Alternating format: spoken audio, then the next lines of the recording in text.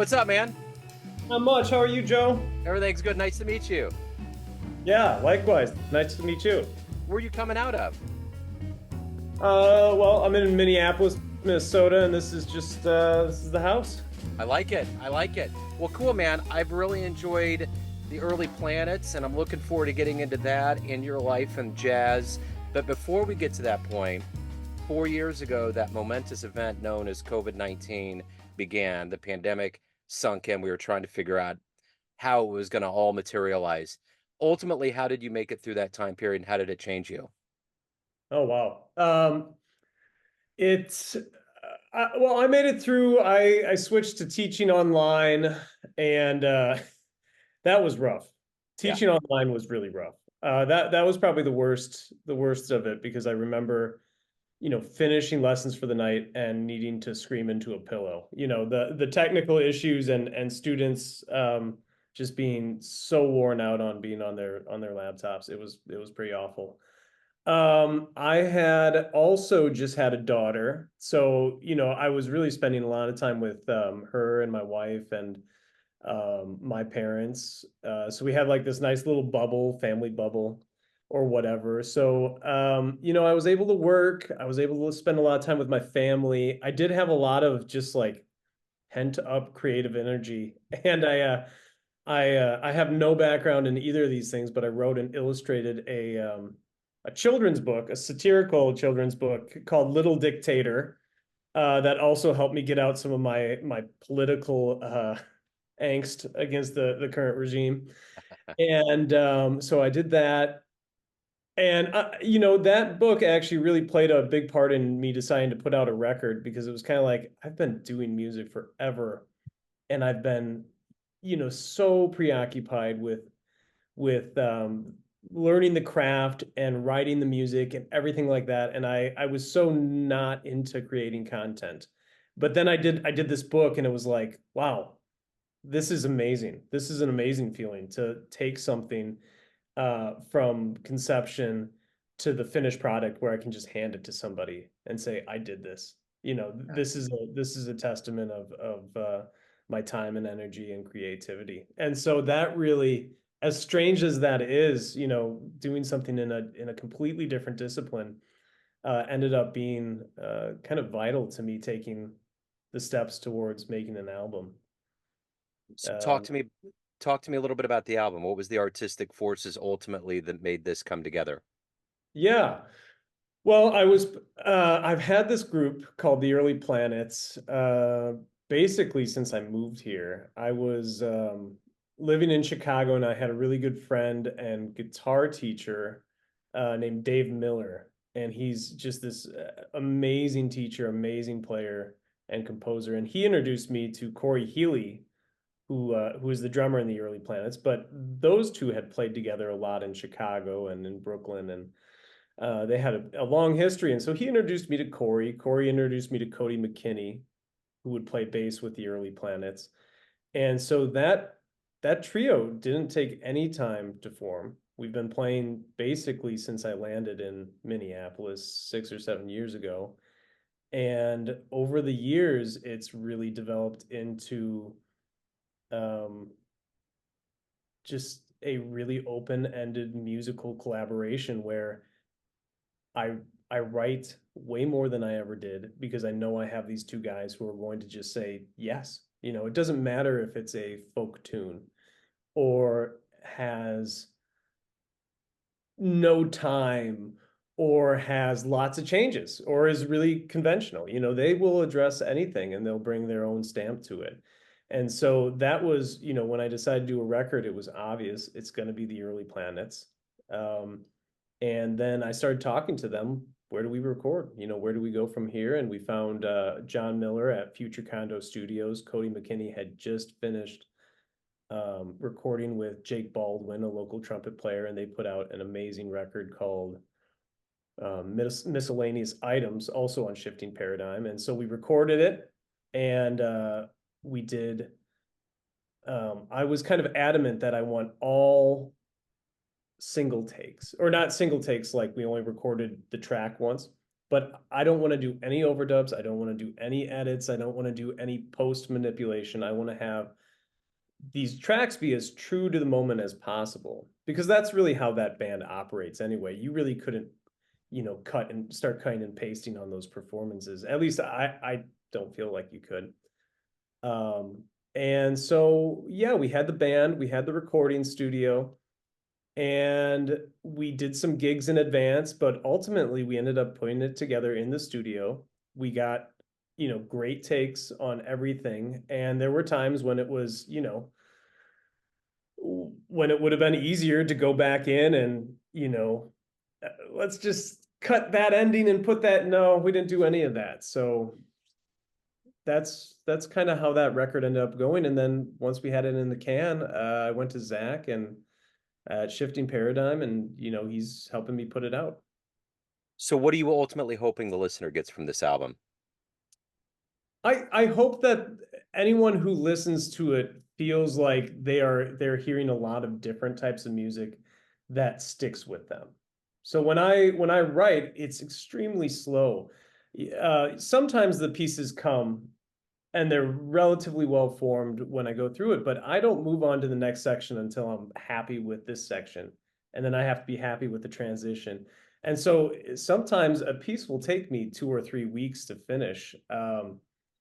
And I wait until it's just right. And so what I want the listener to hear is kind of that devotion to really nuanced writing and catchy writing. And if they're able to get that, that's wonderful. And then I also hope that people hear, the different types of improvisations that we do. We'll do a blues like Donkey, where once we get into the solo section, it's a blues. As abstract as we can get with that, it really the bones of it remain a blues. And then sometimes, like on the Churn, there's no time, there's no changes, there's not even really a concrete tonal center. And then we do other tunes that are kind of inspired by the Ornette thing, where it's like, yeah, this is kind of A. We're gonna stay in 4/4, and this is kind of A, and it swings in that sort of thing. And then the album opens with, another track, Tone Down Your Vibe, where, those chord changes are actually pretty advanced, because you'll just sit on a C for a long time, and then all of a sudden you're into this kind of gauntlet where it's like, okay, 2 bars of this, 2 bars of that, 3 bars of this, 2 bars of that. And it can get pretty, pretty challenging to stay on top of those things. So I hope that they hear the variety in the album, and I hope that the tunes stick with them and they find things that they didn't expect to hear on a quote unquote jazz album. Yeah. So let's go to the beginnings of your music career. How did all of this begin and more specifically evolve into becoming a jazz musician? Yeah, right. Yeah, I have one of those more typical of, the millennial Gen X music backstory, where it didn't start in jazz at all.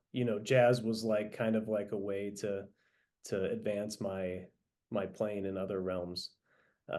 So I started guitar, like I was always so I felt like a connection to it, a calling to it almost, but I didn't do it forever. I was actually really nervous to put myself out there and take lessons. I just felt like, oh, this teacher's not going to want to deal with me. They're not going to want to. But, I was really just kind of lost in high school, and I don't remember if it was like one of my parents' ideas or if I was like, you know what, I'm ready to do it. But anyway, I started taking music lessons with this guy. His name was Frank Palulo, but he went by the stage name Frank Grace, and he was a blues musician in Madison. And you could go around town and hear him play, at some of the bars, and I would go down and hear him play at the Union on campus, on the University of Wisconsin-Madison campus. And he was amazing. After my first lesson, I felt like I'm the greatest guitar player ever. I can do this thing. He showed me this thing and I'm doing it now, and I just practiced and practiced, and I just loved it so much. And so I got really into the blues thing. I got really into And then I got really into the jam band thing, which I feel like is another thing that I'm always finding jazz musicians. They're all coming out of like, oh yeah, I was really into Fish or Dave Matthews Band or the Grateful Dead. And for me, yeah, I got super into the Grateful Dead. That's really the one thing from the jam band music that I've stuck with. I'm still like a kind of a devoted listener to the Grateful Dead. And then I wanted to play over chord changes and I wanted to learn that skill. And so I got into jazz, not because the music was compelling to me, but because I wanted to learn the techniques that those people were doing, that they were employing in their improvisations. And then the bug kind of started to get me. And the only way I was getting into college on as a musician was to do classical guitar. So that was the next thing I did. I got a decent nylon string guitar, and I learned some Villalobos etudes and some Bach. And I auditioned at one school, and I was super lucky I got in. I can't believe they let me in, but they did. And so I went to DePaul, and when I was there, like the guy was like, "Why are you doing classical guitar? You clearly don't want to be doing this. You want to be doing jazz." And so I moved up to Wisconsin, Eau Claire, where tuition was much cheaper, and uh, and I kind of started at square one in a lot of ways. And it's an amazing jazz program, but it's not at that time. It's I think it's more geared towards improvisers now, and there are people who can teach you how to improvise there. Aaron Hedenstrom's there, I think, on saxophone, and Jeremy Betcher on bass, and there's probably some other really great players there at this time. But when I was there was no jazz department. There was no one teaching private lessons or whatever. Uh, So I was Hey, cats always come in. Every time I okay. do interview, I love it, and I'm a cat guy, so I think Okay. sometimes they hear the voice and they're like, "Hey, what's going on over there?" So, Yeah. Yeah. He's like trying to tell me this is a very long answer, Mike. But yeah, I went to Eau Claire, and that was kind of the beginning of the real journey for me. And then I wound up in Chicago while my wife did her PhD in Champaign-Urbana, because nobody wants to live in Champaign-Urbana unless right. they. And so I was in Chicago and I was doing wedding band stuff, and I was exposed to people like Dave Miller and Dana Hall, who taught at DePaul. My kitty cat. Yeah, he's back. Yeah, So that's cool. that was there were a lot of moments where it was like, uh, here's the next step, and you just have to take it, and you Yeah. have to keep going, and thinking that eventually you'll find your voice. You'll be able to put the craft and the art together, and hopefully people will listen. I almost went to DePaul myself. I was going to become a college professor, and I was kind of floundering and trying to figure things out. I took my GRE, everything worked out, and then I had my son and life changed. So it's probably one of Yeah. the reasons why I'm here interviewing you now. But I'm curious, when you really did get involved with jazz, what was the first live jazz show you saw that blew you away? When I first, I saw Benny Golson, which was pretty amazing, and that was really before I had the bug. But the first show that, I mean, I think really stuck with me was probably, and this was late in my career. I was already pretty devoted to it, but Dana Hall, the drummer Yeah. Dana Hall, had a group called Black Fire, and they did lots of different composers, but it was based around Andrew Hill, who is a wonderful pianist from Chicago. Mhm. um but one of my favorite composers, one of my favorite improvisers. Absolutely love him, and that group was amazing. It was Clark Summers on bass, and I knew I would start blanking on names, but it was vibraphone, drums, bass, and saxophone. Jeff Bradfield on saxophone, and on drums, yeah, of course, Dana Hall. But an absolutely amazing experience. They were playing at Andy's, which is a jazz club, Yeah. but it's also kind of a steakhouse for people coming through Chicago and just, not really, they're not necessarily there for the music. They're there for an experience that has music involved with it. Yeah. But they're playing, Ornette tunes, they're playing Andrew Hill tunes, and everybody in that venue would just be electrified by it. Yeah. It didn't matter how avant-garde it was, they were able to connect the dots for people. And that was amazing. And so I would go and see that band quite often. They had some sort of residency there, and it just blew my mind. Chicago's such a good town. I caught Benny Golson about, I think it was before the pandemic. Bobby Watson brought him into town. They were playing with the Kansas City Jazz Orchestra, and to see that history, and I mean, when you get a cat that's that old, that's been around every legend in the world, it's like they just emit this energy that's different from anything else you've ever seen. So, um, Yeah. yeah, and Clark Summers does a lot of work with Adam Larson, the saxophonist, who is a transplant here in Kansas City. So I know Clark fairly well. I've interviewed him a few times. So yeah, he's good, man. He's real Oh, good. amazing. Yeah, Amazing. Yeah. yeah. So I'm curious, what do you like the best about being a jazz musician? What do you look forward to every day? What is it that gets you moving and looking forward to what you do? Oh, absolutely. I love to practice. You know, anytime I get to spend on the instrument is amazing. Even if I'm teaching lessons and a student's 5 minutes late, that 5 minutes, I love it. Yeah, I just play my guitar. And then, the fact that I get to go out and make money playing music and hang out with my friends and be in an atmosphere where people are socializing, even if they're not really engaged with music. I love it. I yeah, absolutely love it. If it's a room full of people listening, that's amazing. If it's a room full of people having drinks, that's amazing. If it's, I don't do as many wedding gigs as I used to, but like the feeling of being a jobbing musician, I loved it.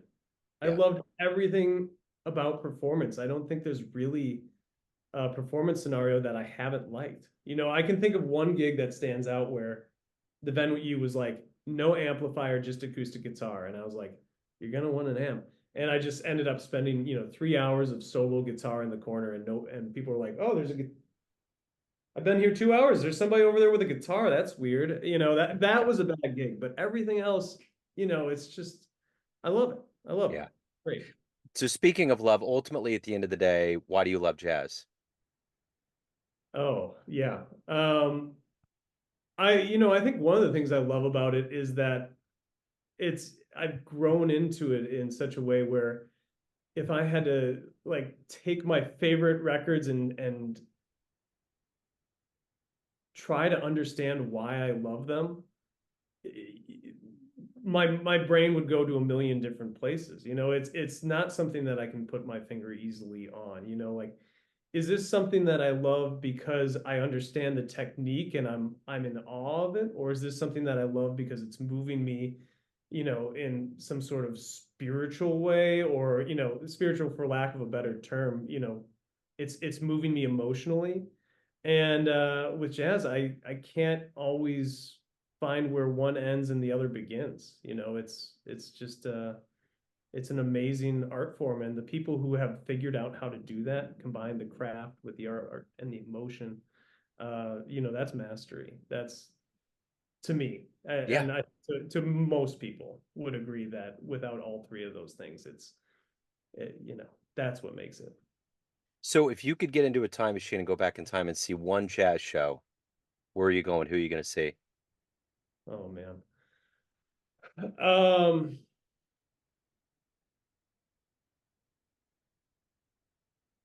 the one that I think about the most often is I would love to see Wayne Shorter, not on a gig where it's like with Miles, or like maybe he was doing record release shows, but like, what did those other shows sound like? Is he bringing his book to the gig? And he's like handing out like, oh, here's Deluge and here's Yes and No or whatever. Like, what's Wayne Shorter doing on just a one-off gig or something like that, where he's not touring but he's band leading, because he was such an amazing composer, but everybody was so busy, like how does he do a Wayne Shorter gig? Like I don't have that live album. I don't have Wayne Shorter live in 1963. Like I would love to have that. I would love to hear what that sounded like. But Yeah. Have you seen the documentary that they did on Amazon? no, I haven't. Oh, I haven't check it watched. out. It's I'm I'm amazing. I'm always the last one to watch a documentary for some reason. I still haven't gotten to the Lee Morgan documentary even, and Oh, that's right. Yeah, that was wild, man. That was just a wild ride. no, and people tell me stories about it. I'm like, I gotta watch it. I Yeah. no, I I don't mean, know. For some reason I haven't. anytime anytime a musician dies on stage in that fashion, it's like, I mean, the whole thing is just wild. So Yeah. it's weird you bring up Wayne. Yesterday, I literally interviewed someone that met Wayne when they were a teenager and went up and talked to him. And he was really kind of esoteric about, they were asking about the gig and how it was. And he was just like, I'm just glad that I'm a human being and that I was picked to be a human on this planet. Like his level of like stoicism and depth and intrigue was pretty probably emblematic of the way that he came across as a composer and a performer. I think it was his whole gig, which you'll Oh, see in the movie, you know. absolutely. And another thing I like about Wayne Shorter is he's such a sci-fi aficionado, Yeah, and I kind of fall into that as well. I love that his titles are so out there, and he really never had a problem just being himself, it seemed like. And I haven't watched documentaries. I've listened to the interviews though. I love listening to Wayne Shorter interviews because for some people they're going to be like, well, why isn't he talking about the music? And I get that. I appreciate that. But at the same time, he'll say something in the strangest way, and then like you come back to it a year later and it's like a revelation. Like I remember a story about that Branford Marcel's told about Wayne Shorter, and he was asking Wayne Shorter like, how do you do this and how do you do that? And Wayne Shorter's answer was, well, you have to approach each note and shake its hand. yeah. Then you listen to Wayne Shorter, and it's almost like you can hear it. As odd of an answer as that is, he has that thing where the notes kind of come out like that. Like it's never glossed over. They're present like that. He was almost the Yogi Berra of jazz. Like the things that he did was almost like a brain teaser, you know? Oh yeah, yeah, absolutely, absolutely. Yeah, I love that. Yeah, I he's such an amazing person. He was, I started my show in 2011 and I tried so hard to try to get an interview with him because I would have loved to have, because that's kind of what I like to do when I interview is that I like to tap into the music, but I like to tap into the individual. And I think it would have been really interesting to just let him get esoteric or cerebral or wherever he felt like he wanted to go and just take that line and just draw it in zigzags everywhere. Um, Oh yeah. but at the end of the day, everyone has a perception of you, family, friends, fans, but you run the show. What's your perception of you? Who do you think you are? Mm.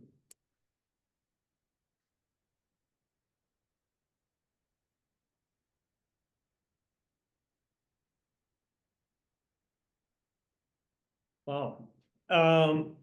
I for someone who does takes mindfulness so seriously and is always looking inward, I'm kind of struck by that question. It's not an easy one to answer, but Yeah, some things that are important to me are um, how I treat other people, and it's very hard as a musician because um, you want your art to be taken seriously. yeah, It's very important, and sometimes that's easy, and sometimes you have to make it clear. You have to make people take you seriously. yeah, You have to be the one doing that. And also you want to create an environment, especially when I'm band leading. I want to create an environment where everybody feels heard and open to do their own thing. Um, and but it's also your job to make sure that people are getting to time to the rehearsals on time, that they're being respectful of the other members of the band's time and everything like that. And so it can get tricky. I first and foremost as a person, I do really think about how I treat other people and how I respond to the stresses of something like trying to put out an album, because there are a lot of stresses with it. Musically, I think I am somebody who has a corner of the of the jazz music world that I really love, and I try and bring that out in my music. And it's not necessarily something that is going to resonate with somebody who's just coming out of college and has been shedding Chris Potter licks or whatever. It's not that sort of music. I'm a huge fan of Mark Ribot and Jeff Parker, and I think some of those, and Andrew Hill, and some of those guys can, people sleep on those guys sometimes. They don't always realize like the high level that they're striving for and that they're achieving. And so I model myself after that. It's so, a little more subtle. And so sometimes I feel frustrated because you want to be recognized. You want to go on stage and blow people away, but at the same time, what if you're not striving to be Glad Hexelman? Like, Yeah, what if it's not your goal? How do you still draw an audience, and how do you still get people to show up? right on. Yeah. That's so this interview has been proof that cool cats love jazz interviews. Your cat has not stopped. He's back. I Yeah. love it. I told it. Does this happen a lot, or that when you get on Zoom, does Yeah, I only do 1 day a week on Zoom now. I teach 1 day a week on Zoom, thankfully. I can handle 1 week. And yeah, he'll kind of be like this. yeah, yeah, I dig Usually I'm it. not on a table though. Yeah, I'll have the computer on like almost like a pedestal type thing. And so yeah, he can't be quite that close. But yeah, yeah, yeah, he'll be pawing at my legs, and he'll be yeah. like, He wants eh, to get in the middle of it. oh, So, so if anyone wants to pick up the new album, live shows, anything else in your world, where's the best place to go? yeah. Well, first we have our record release on June 14th. That's this Friday at Yeah, the Metronome. That's in downtown St. Paul, and it's at 7:30. We'll be playing the record through in order, the whole record, with Cody McKinney, the great Cody McKinney, and the wonderful Cory Healey. And I would love to see people out at that show, and I'm very excited about it. And then we'll be followed by another band, the Better Mistakes, which I'm also a part of, and that's a fun band. So they'll ring in the evening. And if you want to get the album, Early Planets, The Waits, inBetween music, you can go on Bandcamp, you can go on Amazon, or you can come find me, and I'll probably just I'll sell you one. I like it, man. I'll give you a friendship deal. I like it. Mike, this has been great. Thank you, sir. Thank you for your time. Good luck with the show and the album. I appreciate it, man. Joe, thank you so much, and thank you for the wonderful questions and making me think about this stuff. So. Yeah, it's good. Yeah, that's why we're here. So